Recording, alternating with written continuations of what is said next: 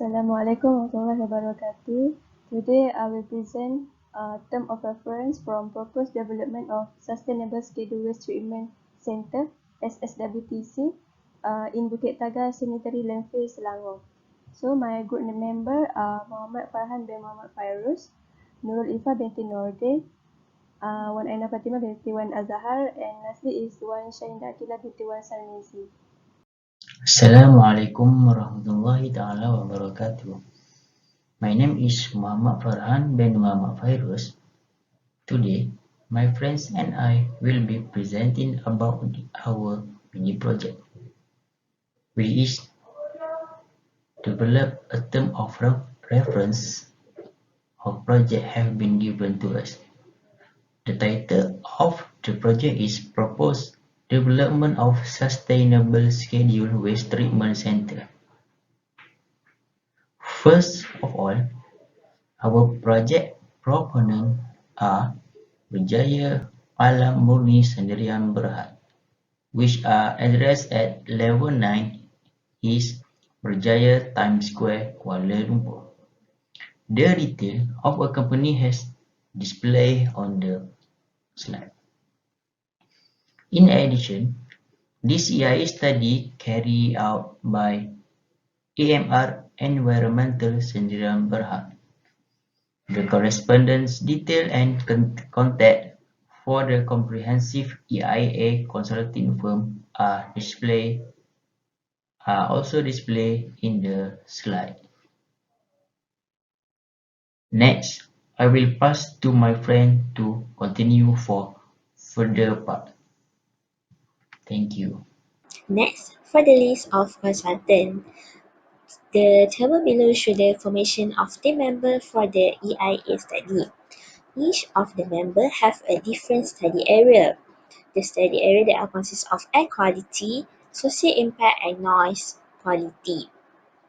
The EIA consultant should have at least 7 years experience in general environmental management and a minimum of 5 years of experience in EIA and actively involved in EIA studies on the regular basis. EIA consultant must have a good understanding of EIA process and local regulation concerning environmental matter and planning.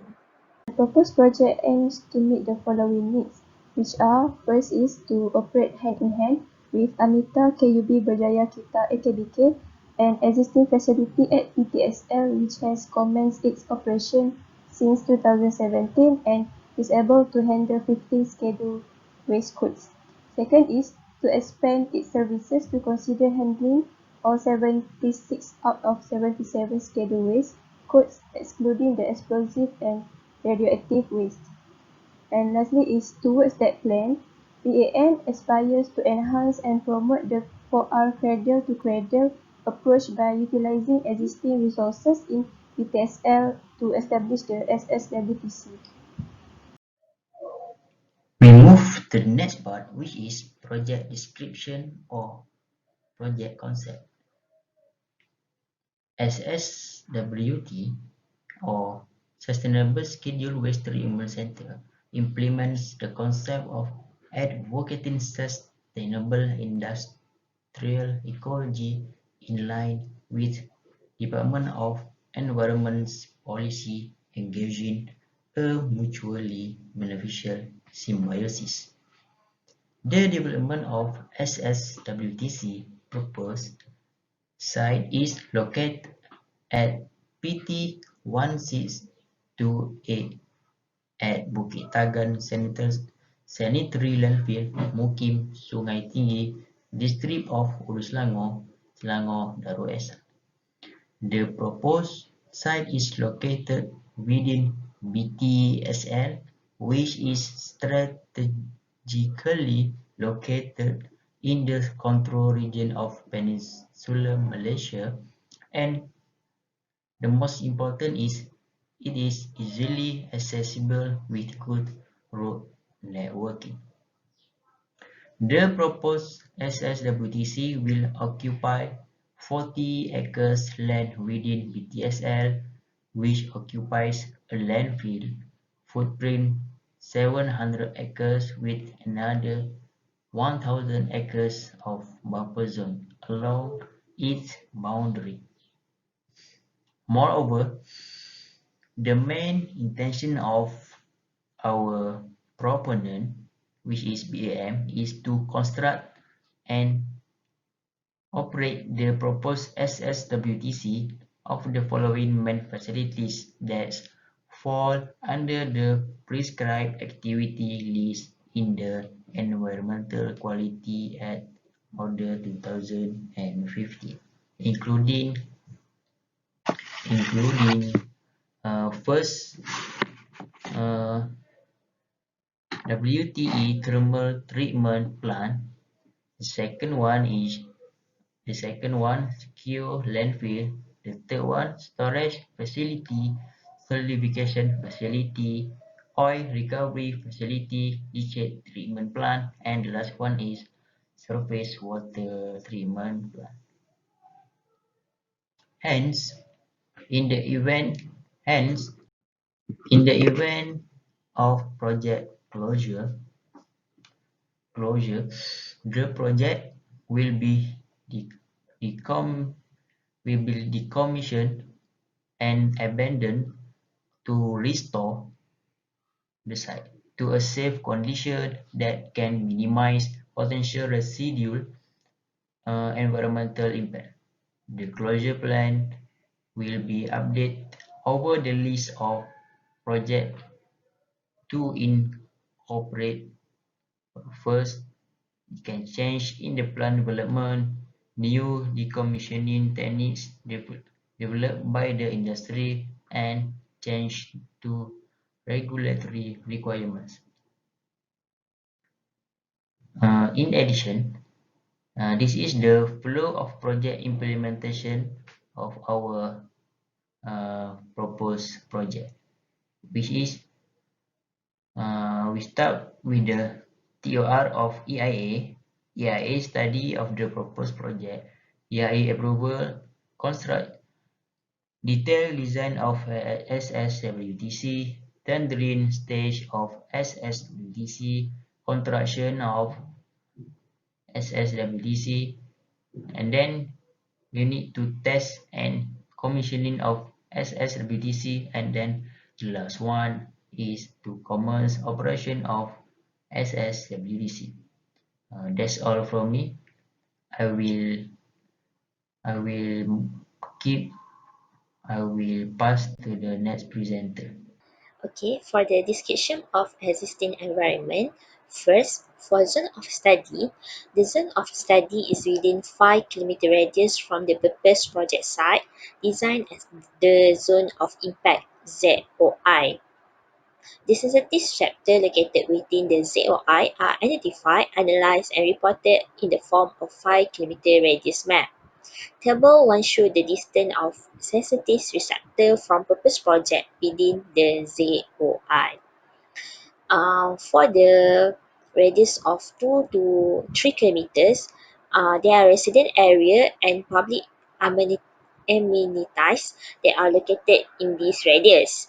Next, for the radius to 4 to 5 kilometers, there are two resident areas that are located in this category, which is settlement of Bukit Tagar Estate and settlement of Minyak Estate. Next, Figure 1 shows the location of SSWTC site and the existing facility service within the Bukit Tagar Sanitary Landfill, Selangor.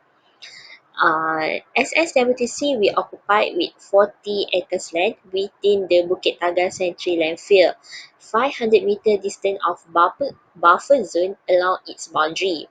The state-of-the-art Sanitary Landfill leaches treatment plant and 10 megawatt landfill gas-to-energy plant are located to the west of the project site. Next, Amita KUB Berjaya Kita AKBK is located in the southwest side of the project. The location of the proposed project site is strategic as it has 500-meter buffer zone surrounding the existing of Bukit Tagar Central Landfill. The buffer zone will act as a shield to minimize the environmental impact that may occur during the construction and operation state of the purpose project towards the surrounding sensitive receptor. Other than that, there are no sensitive receptor located within 2 km radius of the project site.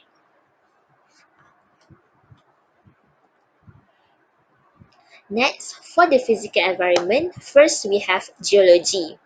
It has been characterized by the recent alluvial deposit and pre-quaternary bedrock. Based on Hulu Selangor District map published from Jabatan Ukur and Pemetaan Malaysia, the purpose project site is within the Sungai Nyamuk Basin. Sungai Nyamuk is a small stream that flows in the north to the south direction located southwest of the project site. The drainage in the area have been much changed, with the channel built along the road B74 to channel runoff to Sungai Nyamuk. The Sungai Nyamuk eventually flow into Sungai Air Hitam and finally into Sungai Selangor, which is located much further to the south.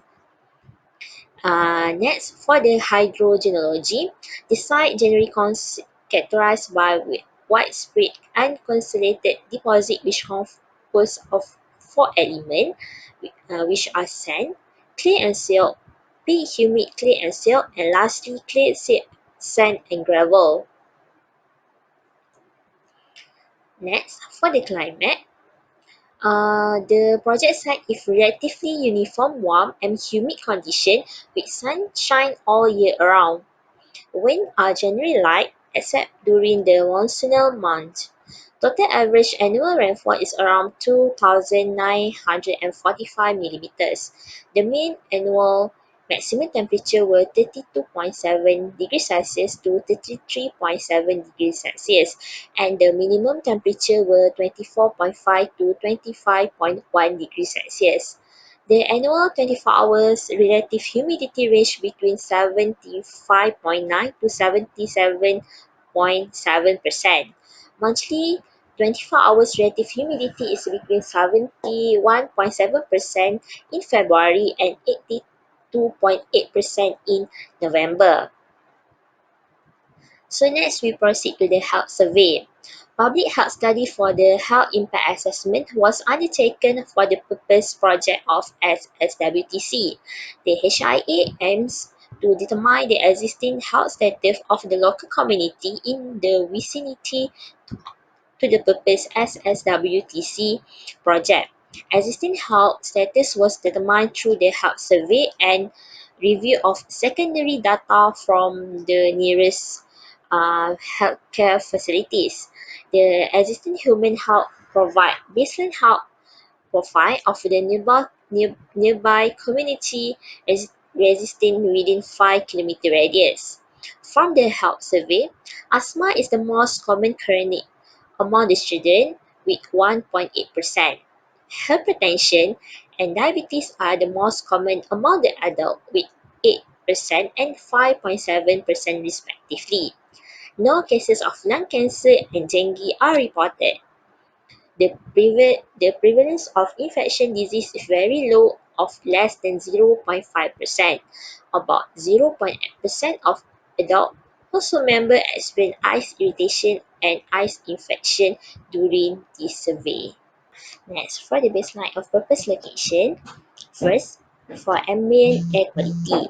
The results of ambient air monitoring were compared to the Malaysian Ambient Air Quality Standard 2015. All parameters were observed well below the allowable standard limit by the DOE. Next, for the groundwater quality, a total of 4 stations were monitored for the groundwater quality named Station GW2, GW10, PHA, and PHB. The monitoring results were compared to the standard quality air tanah kebangsaan. Next, for the water quality, parameters that constitute the WQI are dissolved oxygen, chemical oxygen demand, biochemical oxygen demand, total suspended solid, ammonical nitrogen, and pH. And lastly, for the odor quality monitoring, based on the result of odor quality monitoring, the odor measure at all stations is classified as natural earthy where the D over T is less than 2. Next is the satellite image from Malaysia Remote Sensing Agency. And this aerial view surrounding the proposed thermal treatment plant site location within its 5 km radius.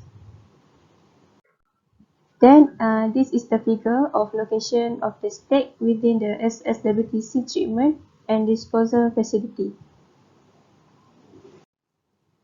For potential significant impacts, the key environmental impact assessment of particular concern that can be adversely affected by the construction and operation of the proposed development are summarized. First is from air quality impact assessment. For construction, the suspension of dust during the earthworks and exhaust emission from transportation vehicles, and these minor impacts are predicted. For operation, the degradation of air quality. Second is from water quality impact assessment. In construction, the minor impacts are predicted, and stormwater runoff from disturbed or cleared areas. And for operation, effluent discharges from the leachate treatment plant. Third is from wastewater quality. The construction has no significant impacts are predicted, and for operation, the leachate generated from secure landfill activities.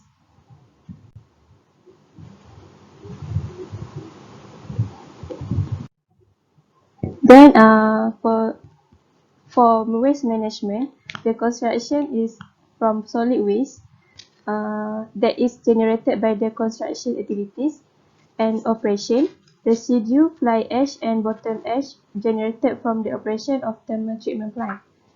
Next is land disturbing. In construction, the earthwork and site clearing and the removal of vegetation. For operation, it has minor impacts are predicted. And lastly, for noise and vibration quality impact assessment, in construction, the operational and movement of heavy vehicles entering and leaving project site, and it is mainly from vehicle for material or waste transportation.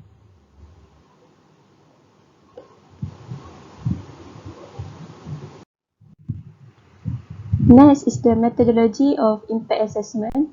The methodology of impact assessment for air quality is by air pollution dispersion modeling will be undertaken using AMOD model version 8.0.0.39. The specific concern on the impacts of particulates to the surrounding area will be evaluated and assessed in the study, and the air quality modeling will consider the effect of terrain to study the impact assessment. Second is for water quality. The method is the water quality model can be used is Quad 2K. This Quad 2K is applicable to well-mixed dendritic streams where the major transport mechanism of advection and dispersion are only significant along the longitudinal axis of flow for a stream.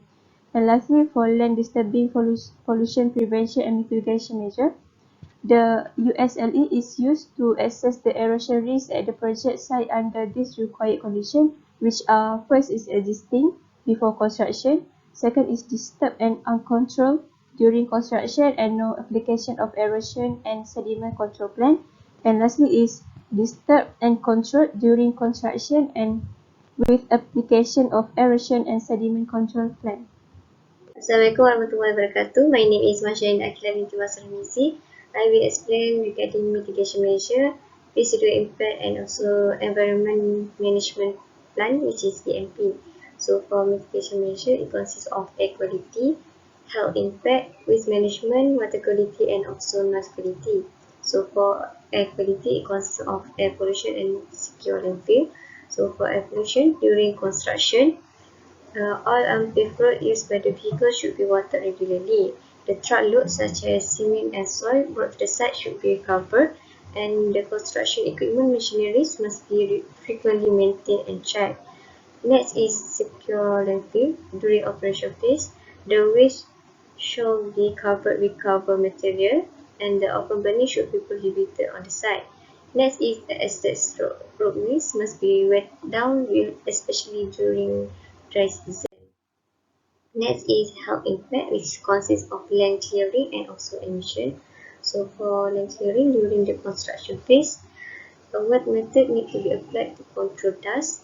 Clean water should be supplied and proper solid waste disposal. Next is all waste need to be collected and put in a closed container. For emission during construction phase, monitoring program should be recommended to minimize health impact, and for operational phase, an effective stack height need to be designed and a proper air pollution control should be installed. Next is waste management. During construction phase, the waste disposal facilities shall be site and set post at construction site, and open burning is strictly prohibited, and also biomass need to be disposed at designated area or landfill. Next is WTE thermal treatment plant. So during operational phase, the personal protective equipment, which is PPE, must be wear while handling the ash. The bottom ash need to be put in a proper container and sent to the SSWTC secure landfill. Next is fly ash shall be put in a proper container before sent to the solidification facility. Next is water quality. So during construction phase, an adequate temporary and permanent drainage must be provided to avoid flooding. Next is carry out a monitoring and audit program to determine the level of pollutant. And during operational phase, the quality inspection check should be implemented to ensure a linear system. And also the leachate throughout and the leachate throughput should be regularly monitored. Next is noise quality. So during construction phase, the boundary of the construction site must be fenced, and the noise control engineering technique should be used. During operational phase, the equipment that has low noise emission level need to be applied, and the regular maintenance and inspection should be done at all plant facilities. Next is residual impact. So for air quality, during construction phase, it can be the residual impact can be seen to the dust suspension from earth activity and discharge from the vehicle. So and during operation phase, the emission contribute to the air quality deterioration and release of hazardous material. Next is health impact, which is during construction phase, uh, only a minor impact are predicted, while for operational phase, air emission pollutant give health risk to the local region. Next is waste management. During construction phase, a solid waste will be generated by construction activities, while for operation phase, the fly ash and bottom ash produced due to WTE thermal treatment plant operation. As for water quality, the residual impact can be seen during construction phase as the clear areas due to the formation of the surface water runoff, and during operation phase, there will be emitted effluent from the leachate treatment plant. Next is noise quality. As for the construction phase, there will be a movement of heavy vehicle on the site, and also for operation phase, the residual impact can be come to the transportation of material or waste. Next is environment management fund, which is EMP. It's also cover air quality, water quality, waste management, and also noise quality. So for air quality, it should be limit the speed of vehicle on unpaved road to 30 km per hour, minimize the drop height for material transfer and carefully manage. And next is damping with water and resurface the access road. Next is water quality. Remove the construction material that block the drainage channel. Remove the garbage or waste which entering the drainage channel, and also control the storage of the hazardous material on site. Next is waste management. It is suggested to recycle or recover the waste on site, segregate all waste according to its type, and separately store the incompatible waste. Next is waste storage facilities must be suitable for the purpose. The last one is noise quality. It should be reduce the operating hours of vehicle site, restrict nighttime construction activities, and last one is relocation and replacement of equipment with lower noise. So that's all from me. Thank you.